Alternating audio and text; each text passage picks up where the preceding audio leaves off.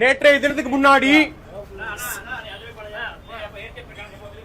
அண்ணா நல்லா கவனிங்க.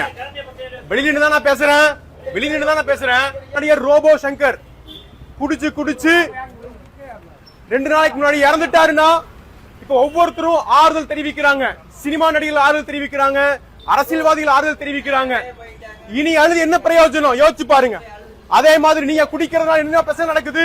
உங்களுடைய உயிர் கொல்லப்படுது, உங்களுடைய ஈரல்ல பிரச்சனை வந்து நீங்க மரிக்க போறீங்கன்னா இந்த சாராயம் உங்களுக்கும் உங்க குடும்பத்துக்கும் கேடு, உங்களுடைய குடலை பாதிக்குது. அதனால என்ன ஆகுது? ஒரு நாள்ல மனுஷன் சடுதியில மரிச்சு போயிடறானா, பேர குழந்தைக்கு பேர் வைக்க போற நேரத்துல மரிச்சிட்டாங்க. தயவு செஞ்சு இந்த குடிப்பழக்கம் இருந்து வெளியே வாங்க, மனம் திரும்புங்க. இயேசு உங்களுக்கு விடுதலை தருவார். ஆமென். குடிச்சு உங்க உடம்ப கெடுக்காதீங்க. உங்க பிள்ளைகளுடைய வாழ்க்கைய பாருங்க.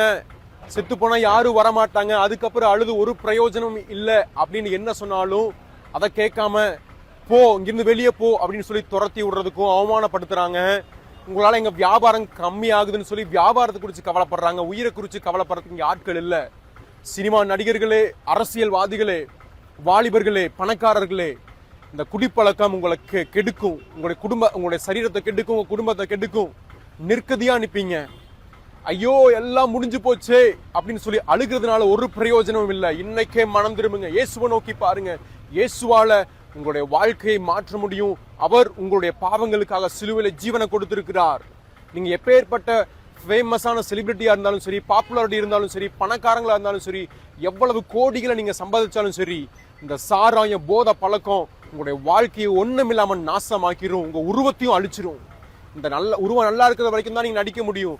உருவம் அழிஞ்சு கொண்டிருக்குது உங்க சாராய பழக்கத்தினால. தயவு செஞ்சு மனம் திரும்புங்க. கர்த்தராகிய இயேசு உங்களுக்காகவும் சிலுவையில ஜீவனை கொடுத்திருக்கிறார். மனம் திரும்பி சுவிசேஷ வசனத்தை ஏற்றுக்கொள்ளுங்கள். கர்த்தராகிய இயேசு கிறிஸ்து உங்களை இந்த பாவத்தின் அடிமைத்தனத்திலிருந்து விடுதலையாக்க அவர் இன்றைக்கும் ஜீவனுள்ள தேவனாய் இருக்கிறார். அவருக்கே என்றென்றைக்கும் மகிமை உண்டாவதாக. ஆமேன். கர்த்தராகிய இயேசுவே சினிமா நடிகர்களையும் அவர்களுடைய பாவ பழக்கங்களையும் கர்த்தர் மன்னிப்பீராக. அவர்கள் இந்த பாவத்தில் வெளிவருவதற்கு கர்த்தர் உதவி செய்வீராக. ஆமேன்.